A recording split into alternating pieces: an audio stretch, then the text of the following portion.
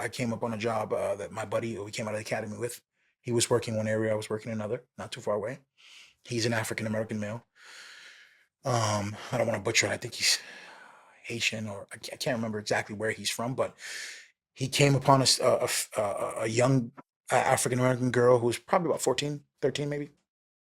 She was crying and upset and mad because, her mother, she said her mother beats her and all these other things, which turned out to be a lie. But you know how kids are, right? But when the mom came, which is rightfully understandable, the mom lives in a low income neighborhood. She's probably has, she had multiple kids. I think three or four. That girl was the youngest. She just came off work, right? She's tired. She's, hungry. She hasn't had her cigarette. The area that she lives in is a shithole, right? So it's like she's got all these things working against her. She just wants to go upstairs and take a shower and probably relax. Try to relax at least.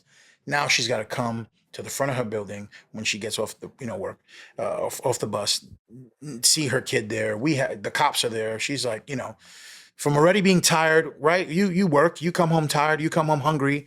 You're like, I can't wait to get home to, have a beer or a soda or whatever your vice is, and have some food, take a shower, and just relax. Now you come home, there's cops in front of your door. You have a child that's saying, they're like, oh, your 13-year-old son is saying that, da, da, da. You're gonna be angry. And she was, livid, right? And now, again, she's talking to another African American male cop that looks just like her, right? Same demographic, so on and so forth. And she is just screaming at the top of her lungs, like probably where your water is to where he is. I know he can feel the spit coming off her mouth. And where I'm getting at is when I showed up, I understood what transpired. I found out, what happened, myself and my partner. I found out what happened, right? And I could just see he's talking to her and he's like standing there and she's just going off, dude. Like, I think people maybe 2 blocks away could hear her scream. That's how loud she was livid.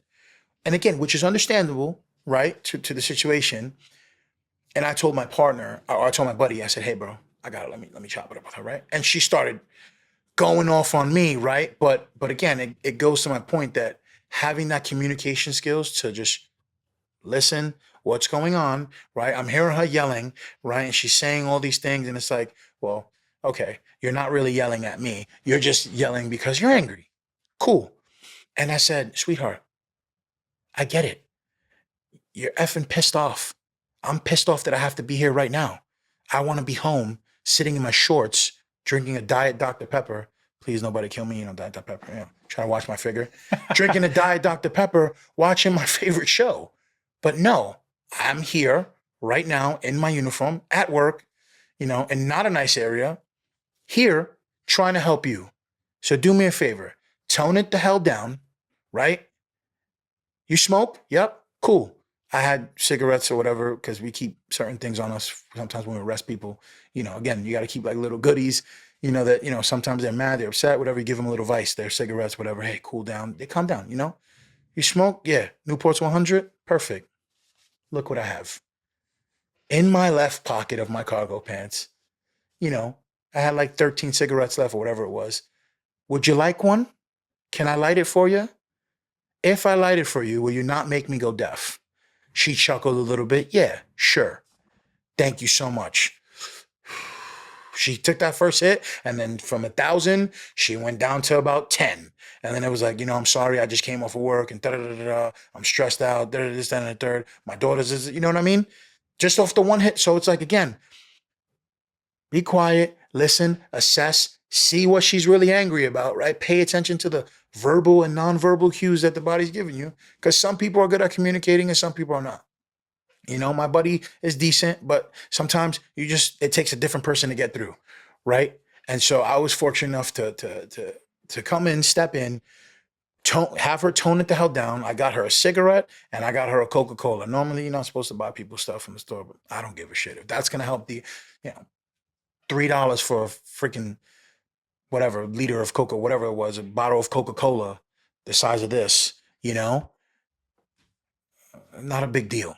I'll make the $3 back, I'm sure, but if that's what it takes to tone that lady down, to help figure out what's going on and get the job done. No harm, no foul, man. It's just a cigarette and it's a soda. And again, in my textbook definition, I've done my job. Right. And it wasn't even my job. I was just there backing up someone else. But unfortunately, I wanted to step in because I could see that that conversation wasn't going nowhere and it was just escalating. And again, as police officers, we don't want to escalate the situation. We want to de-escalate the situation. And some do it better than others. And some just don't know how to de-escalate. But I was able to step in, give her a cigarette. I got her a soda. She calmed the heck down.